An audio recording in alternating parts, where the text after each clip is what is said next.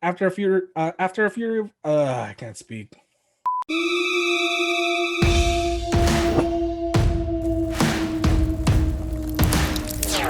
Hello and welcome to Creepin' It Real, the show where we watch the scary things so you don't have to. I'm Michelle, and today I'm joined by Lou, Hello. and we watched the 2017 film Mayhem. If you have not seen this movie, we are going to be spoiling it completely. So either pause the video, go watch and come back, or just watch us talk about it and then go watch the movie. Either way works for us. Yeah, whatever feels good for you. If you don't like scary stuff, I'm sure it won't be scary if you hear us explain it. And Lou is going to explain the whole movie for you right now, so you don't even have to watch it. So bear with me. I'm terrible at this. So like Michelle said, Mayhem is a 2017, I guess it's a horror action comedy. It's definitely more of a dark comedy. It was directed by Joe Lynch and it stars Steven Yeun, who was Glenn in The Walking Dead. And more recently, he is the voice of Invincible in the Amazon series. It also stars Samara Weaving, who was in The Babysitter or Ready or Not. Both pretty good movies. So the movie is about Derek Cho, who works in a very corporate environment, and a virus called the ID7 has been spreading throughout the world.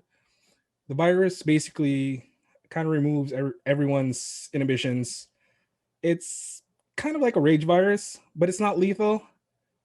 But the thing is, it gets people really violent. So, everybody is driven to murder people if they get pissed off. So Derek meets Melanie, Samara Weaving, who was a client desperate to pay back a loan.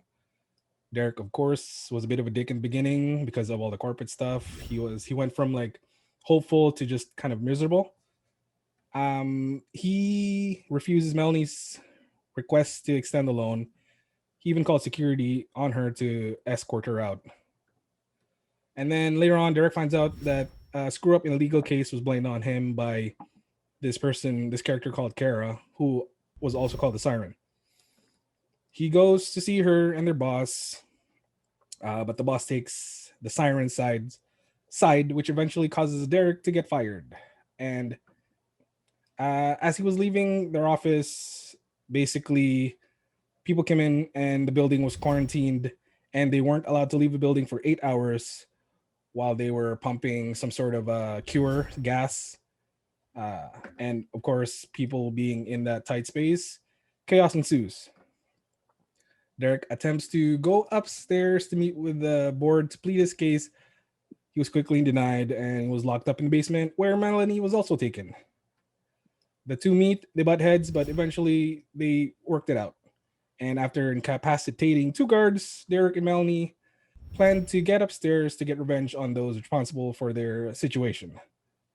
The two basically needed to get a couple of key cards, one to get to one level. The guy that fired him has one of the key cards, and then there's one more that the Siren has to eventually get to the board of directors. So after a fury of fights, the bloodied pair eventually reaches the top, where Derek takes on the CEO. I guess he's the CEO, right? He's like the big boss. Yeah. And Melanie takes referred to as the boss. The Melanie takes on the woman who was responsible for his misfortune. They both emerge victorious as the 8-hour lockdown ends, and since they could not be blamed because of the virus, they were basically pardoned for all the killing that happened in this movie. And that's it in a nutshell. Yeah. This movie is fun. I'm not gonna lie, this movie is so fun. Absolutely. Oh man, the corporate aspect of this movie like speaks to my soul. But no, I just think it's really entertaining because it takes place in this big corporation, and we see Derek's character just like, even that intro of him being beaten down by the corporation, because he shows up, he's all like, that was great. I love that part. Gung-ho to work his job, and then you can see like the bags under his eyes and just like how downtrodden he is, and just like the weight on his shoulders. I think it's important to note, which I just thought was really cool, and the thing I liked about this movie in general, like the virus thing's cool, but the fact that they actually answered because my question always at the end of horror movies is like, how do you actually get away with like the horror that happened? Because even say like in a movie where you're defending yourself, if you murder like 8 people in defense of yourself, like, you know, what's gonna happen? And I like that this movie actually like gets that out of the way immediately, because they establish that Derek is actually the one who found the The loophole loophole, in yeah. the defense of the first person who committed murder because of the virus. So this person was able to get away with murder because of the virus, and now it's just a thing that you can get away with murder because of the virus. So that way we can go into this absolute cluster bloodbath, like mayhem, for lack of a better word. And there's no like, there are no strings. It's just straight up murder because you know you can get away with it. And that's, it's what makes this movie, I think, just like literally so fun, considering it's really, really bloody and violent. It's just really fun. Yeah. Quick note to add to that is that despite being extremely violent and bloody, it was not gory. So, you know, people sometimes don't like that type of gore, but this movie was just really bloody and very violent without the gore. Yeah, it wasn't like super gratuitous. Like you get the blood splatter Yeah. like crazy, but it's in that funny horror comedy kind of way. Then it's like, that's a lot of blood, but it's not really much else. Like you don't necessarily see too many gaping wounds or things of that nature, but you're seeing people get straight up murked. Even the scissor on the hand was like, the camera was perfectly placed where you couldn't really see. You know that it happened, but it's, you know, not gory. Yeah, totally. I mean, there's one that I would potentially disagree with a little bit, which is my favorite murder in the entire movie. So I think we'll just jump into like our favorite and least favorite thing. So my favorite thing was the murder of the character, the Reaper, who is Lester from HR. He's the person who fired Derek, and he's the first person they need to get the key card from. So Derek and Melanie go into his office. He's the one who stabs Derek through the hand with the scissors, and then he tackles Melanie to the floor, and she takes the buzzsaw to his like chest area, and it is bloody. So we see it from behind his shoulder because he's on top of her. So we just see her screaming in like joy as she's getting just doused in blood from this dude. And it's so like, it's, that scene is long. Like the shot of her getting doused in his blood is long. And I love her reaction to it, because it like, these characters are unhinged because of the virus, and the amount of fun she's having, like having this dude's blood splatter into her eyes and face, is hilarious to me. I just adore that death. It's my favorite scene in the movie by far. I just think it's so good. I don't particularly have a favorite death, but if there was one, it was the same as yours because of that. Saw was in there for a really long time. But my favorite, I guess, the fight scene between, it was Derek and Melanie, and then when the siren came out with like a bunch of other employees, people, yeah, and there was like a standoff, and they just started fighting. That was I love that the standoff. I love that part. That was a really good one. I liked the improvised weaponry. That anytime that happens in a horror movie, like it's either really, really good or really, really bad. And in this case, obviously, it's a horror comedy. They're going to be successful in the weapons they land with. So the fact that she's using a nail gun like a gun is really great. Like her shooting across the hallway and then the Reaper blocking it with his cane, and it just like hits right, it would have murdered him. So fun. So fun. I think my least favorite scene or like death or sequence is, it's actually the death of the boss. Because okay, good. Like, yeah. I'm like, I don't know. Like, do you want you say what your reasoning is, and I'll see if I probably agree with it. Well, it was because it was kind of anticlimactic. Like they had the fight where the boss took the golf club, and then he had the scissor, the half of the scissor, and then they just duke it out, and eventually he gains the upper hand, and eventually just pushes them off, right?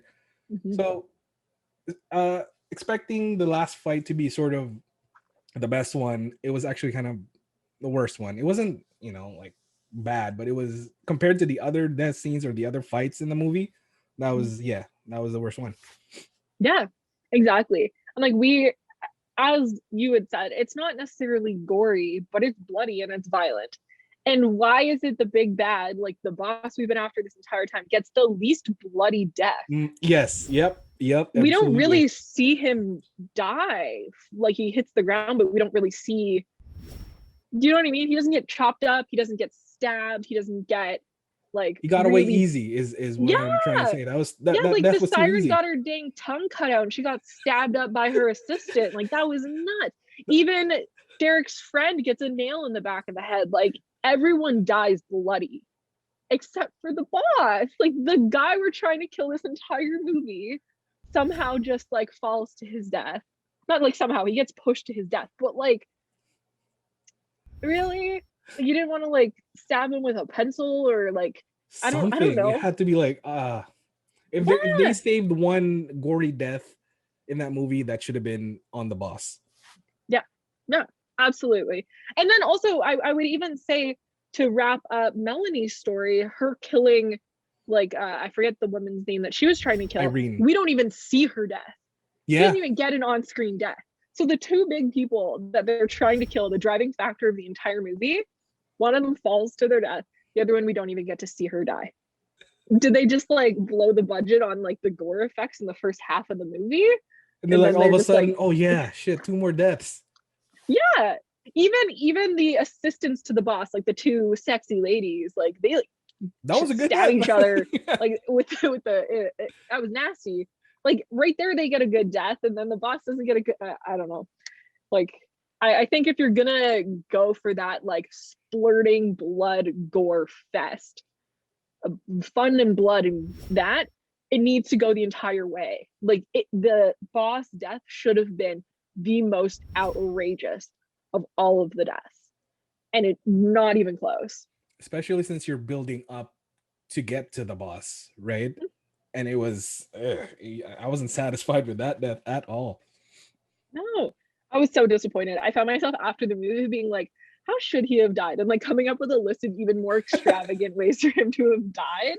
Like, could we have used a stapler or like smashed his head in like a fax machine? Like that would have been an office related murder death. That would have been cool. Like, I don't know. It didn't work, I think, for the rest of the movie. And it made what was up to that point like such a like adrenaline climb kind of just got like so it lost some points for me for sure. Yeah. What would you say, like, so it's called a horror comedy, what would you say makes it like scary or horror? The I guess I would say is the unpredictability of the people of what they're gonna do, because you never expect it inhibits you. Like all inhibitions are gone, so you know they're coming after you, but you don't know how, and that's what scares me. Because there was one point where I put myself, like, I was just thinking, what if I was in that building right now? I'd just be scared of what the person next to me would do. Whatever's in their hand, whatever they're thinking of, is just, that scares me. That's what scares me. Yeah.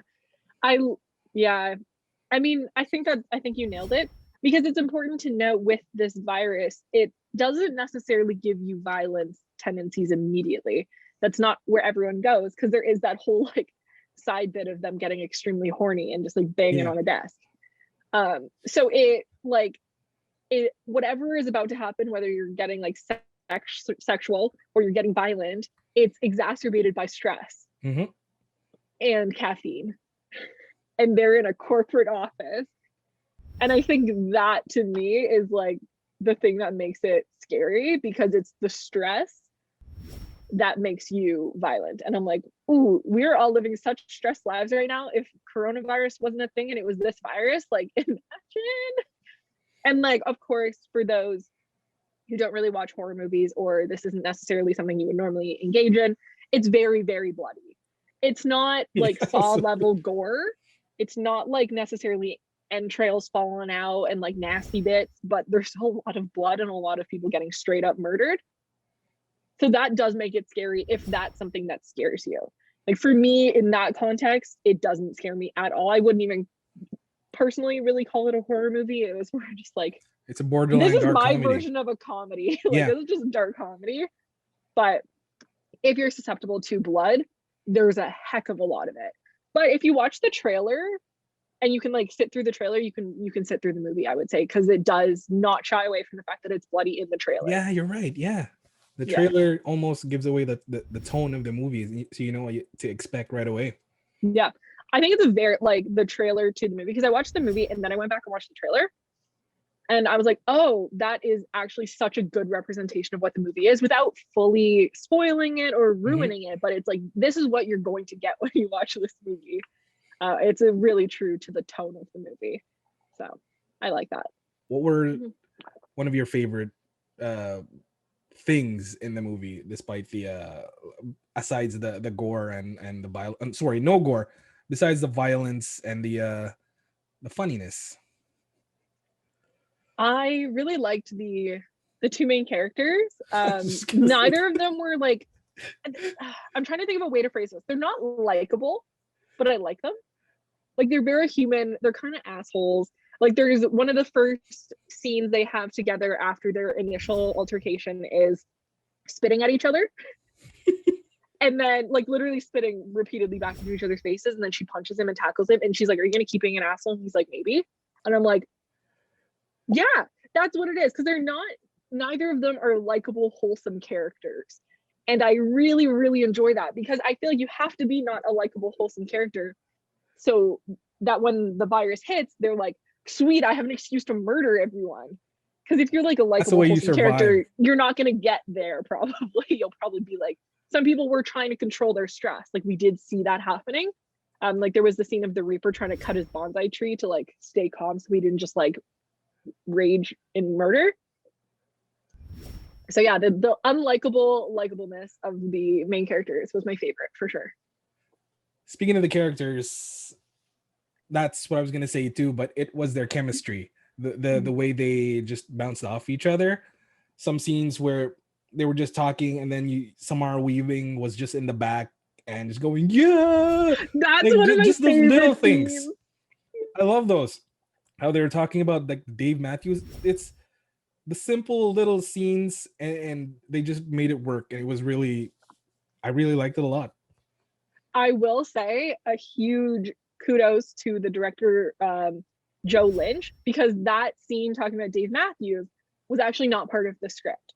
Really? So yeah, so I was watching an interview with him because I was just genuinely curious about like his process for this movie, because I didn't really know anything else he'd done. He did like Dead End 2, but I was like, not seen it, whatever.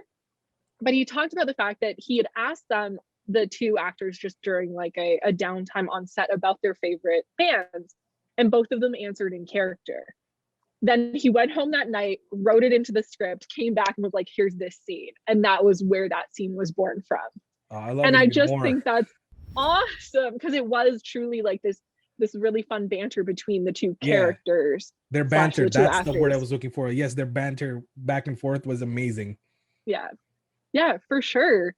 And yeah, Joe Lynch seeing that opportunity and just being like, this fits in the movie, let's put it in there, was good. That is a notable scene as well. I really like it. It's kind of like that like breather moment between all of the chaos. They're just like, let's just talk about music and like have a good old time. I think that's really fun. Yeah, that's a great job on the director. Then if there's a scene where it's just kind of, I guess we can call it the calm before the storm, but you're still interested in what they're doing, then you did a good job. Yeah. When you take a movie that's all blood and violence, and then you give us like a 4 or 5 minute scene of just conversation, and it works, like that's impressive, I think. Absolutely. Yeah. I like this movie a lot. Like Lou recommended this movie for us, and I'm like, how did I not know about this movie? Because it has become a comfort movie for me. I've actually watched it 4 times since we originally talked about it like 2 months ago, I want to say. It has been like my go-to movie of when I'm just like, I want to watch something light. Like when normal humans would watch a comedy, this is what I watch now.